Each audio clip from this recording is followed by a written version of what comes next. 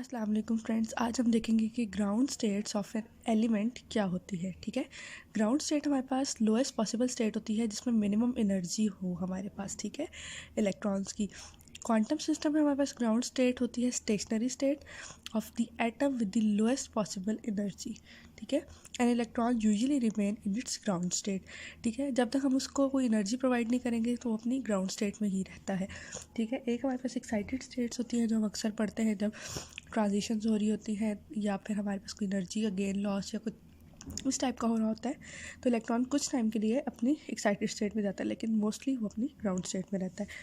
अब ground state हम किस तरह निकालते हैं, इसके लिए हमारे पास चंद रूल्स होते हैं। ठीक है, सबसे पहला रूल क्या है, लोएस्ट एनर्जी या ground state will be one with highest multiplicity for example among.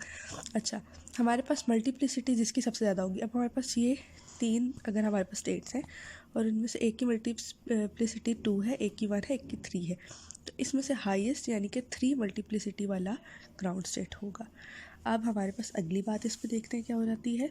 अगली बात है, if the multiplicity of more than one state is same, then the ground state will be the one with highest value of orbital quantum number। मतलब क्या हो गया कि अगर multiplicity यहाँ पे भी 2 हो जाती है, यहाँ पे भी 2 हो जाती है, यहाँ पे भी 2 हो जाती है, यानी तीनों में, और हम लोगों के पास नीचे एस पी डी एफ है, तो हमने देखना है कि हाईएस्ट वैल्यू किसकी है। मतलब एस लोएस्ट है, फिर पी है, फिर डी है। तो अब यहाँ पे 2p 2s 2d है, तो हमारे पास 2d जो है वो हमारी ग्राउंड स्टेट होगी। ठीक है, तीसरी बात क्या हो जाती है, फॉर हाफ फिल्ड और less than half filled ground states term will have lowest J values. ठीक है, अब जो ग्राउंड स्टेट में यहाँ तक तो हमने चीज़ देख ली। ठीक है, अब हमने ये देखना है कि हमारे पास जे की क्या वैल्यू होनी चाहिए। तो अगर orbital less than half filled है या हाफ फिल्ड है तो लोएस्ट वाली को देखेंगे। अब क्या होगा, 3 3 है, पी है हमारे पास, तो अब हमारे पास चूँकि 2 इलेक्ट्रॉन है यानी लेस देन हाफ फिल्ड है पी शेल, तो हम नॉट वाले को हमारी ग्राउंड स्टेट कहेंगे। ठीक है, अब चौथी बात आ जाती है कि अगर हाफ फील्ड से ज़्यादा हो जाए, ठीक है, मोर देन हाफ फील्ड हो, तो क्या होगा, पिछली बात के टोटली ऑपोजिट हमारी बात होगी कि जे की जो हाईएस्ट वैल्यू होगी वो हमारी ग्राउंड स्टेट होगी, यानी अमंग देम हमारे पास 3p2 ग्राउंड स्टेट होगी, क्योंकि यहाँ पे हमारे पास अब 4 इलेक्ट्रॉन्स मौजूद हैं। ठीक है, अब इसमें एक और चीज़ आ जाती है हुंड्स रूल। हुंड्स रूल हमें क्या कहता है कि every orbital in a sub atomic level is singly occupied. ठीक है, before any orbital is doubly occupied.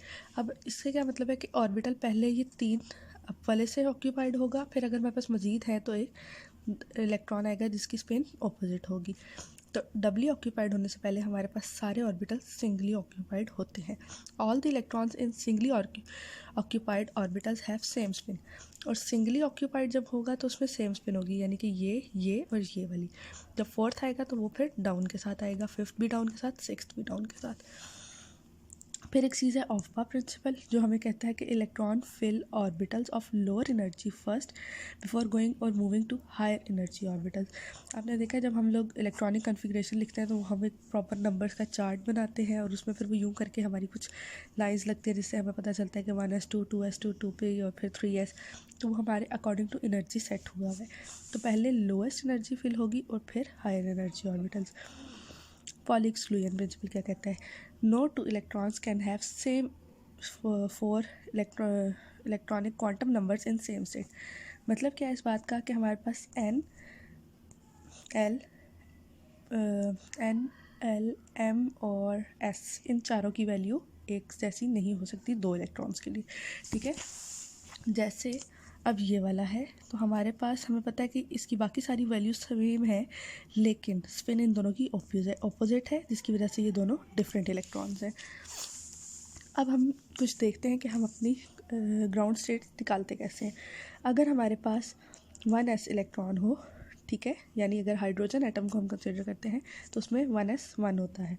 अब 1s1 के लिए हमें पता है कि एक इलेक्ट्रॉन है और उसकी स्पिन हाफ होगी।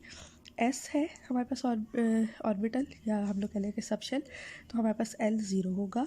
जे हमें पता है L+- होता है, तो वो भी हाफ आ जाएगा। मल्टीप्लिसिटी निकाल लेंगे। अब हमारे पास पॉसिबल टर्म्स कौन सी आ गई, 2s हाफ, एक ही टर्म है तो वही इसकी ग्राउंड स्टेट होगी। इसी तरह 1s2। अब ये वाला देखें, 1p1 1p1 में हमें पता है कि एक ही इलेक्ट्रॉन है, हाफ उसकी स्पिन होगी, L उसका 1 होगा क्योंकि p सब शेल है। J की 2 वैल्यूज़ आ गई, ठीक है। अब J की 2 वैल्यूज़ के साथ हमारे पास 2 पॉसिबल स्टेट्स आ जाएंगी। हमारे पास रूल क्या कहता था कि जिसकी लोएस्ट J वैल्यू होगी तो वो हमारे पास हो जाएगी हमारी ग्राउंड स्टेट। इसी तरह मोर देन हाफ फील्ड के लिए आ जाए तो उसमें अब देखें ये spin half up and down है तो ये 0, ये स्पिन 0, एक ही बचेगी स्पिन हाफ, ठीक है। L1 होगा P के लिए, 2 वैल्यूज़ ऑफ J आ गई। अब यहाँ पे हमारे पास 3/2 और 1/2 में से चूँकि ये मोर देन हाफ फील्ड है तो 3/2 हमारी ग्राउंड स्टेट होगी। फॉर एग्ज़ाम्पल अगर हमारे पास नंबर ऑफ़ इलेक्ट्रॉन्स 9 है तो हम उसके लिए इलेक्ट्रॉनिक कन्फिग्रेशन लिखेंगे, ठीक है। शेल्स के लिए ये सारा कुछ इस तरह से लिख देंगे SL, J और 2s की वैल्यूज़, और फिर हम लोग यहाँ क्या करेंगे, स्टेट्स लिख लेंगे जो पॉसिबल आएंगी हमारे पास, उन सब स्टेट्स को कंबाइन करेंगे। उसके बाद अकॉर्डिंग टू रूल्स हमारे पास ये हमारी ग्राउंड स्टेट आ जाएगी। सो इस तरह हमारे पास कोई भी स्टेट गिवन, कोई भी इलेक्ट्रॉन नंबर गिवन हो, कोई भी एलिमेंट गिवन हो, उसकी हम ग्राउंड स्टेट निकाल सकते हैं।